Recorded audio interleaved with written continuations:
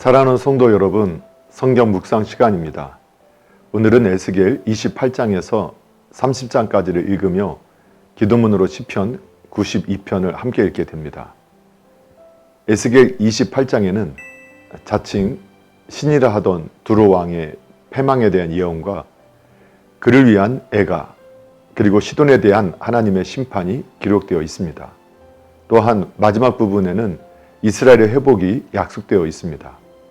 그런데 두로의 패망은 지혜와 부를 자랑하여 자신들이 마치 하나님과 같은 존재로 여긴 교만의 그 원인이 있었습니다.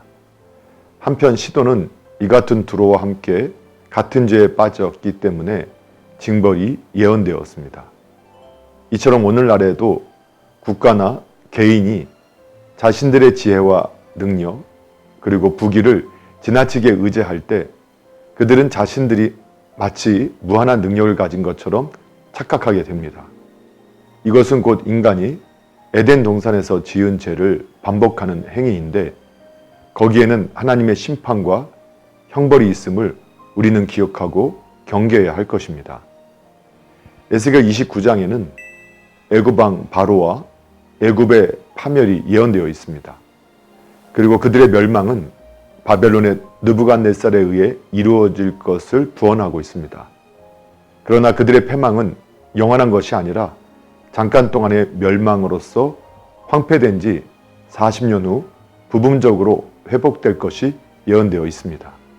이것을 통해 하나님만이 역사의 주관자가 되심을 깨닫게 됩니다. 한편 29장은 애굽을 치는 7 예언의 첫 부분과 끝부분을 담고 있는데 첫째 것은 주전 586년의 일이며 다음 것은 주전 571년에서 570년의 일을 예언한 내용입니다. 그런데 애굽 왕이 하나님의 형벌을 받는 이유는 그가 마치 창조주와 같이 행동하여 이스라엘 백성으로 하여금 하나님을 버리고 자신을 따르게 하였기 때문입니다. 이처럼 이 세상에 어떤 국가나 개인이 비록 능력이 있고 강하다 할지라도 그것을 마치 자신의 내부에서 비롯된 것으로 생각하여 교만에 빠진다면 하나님께서는 반드시 그것을 낮추실 것입니다. 에스겔 30장에는 앞장에 이어 애굽에 대한 심판의 내용이 계속되고 있습니다.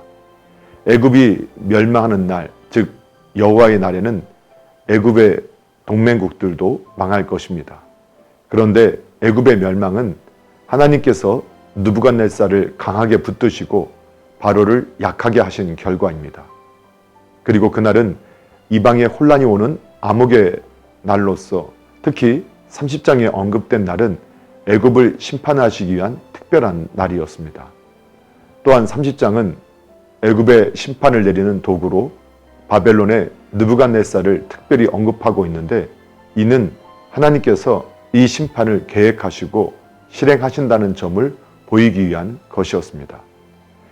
우리가 느끼기에 이 세상의 역사가 단지 강대국들의 세력에 의해 이루어진다고 생각할 수 있으나 역사의 향방은 우리 각 개인에게 역사하시는 바로 그 하나님께서 간섭하심으로써 결정됩니다. 사랑하는 성도 여러분, 오늘도 말씀을 읽고 듣고 묵상하는 가운데 하나님의 마음과 뜻을 깨닫고 예수님과 동행하며 예수님을 생각하고 예수님을 닮아가는 복된 믿음의 삶이 되기를 예수님의 이름으로 축복합니다. 할렐루야.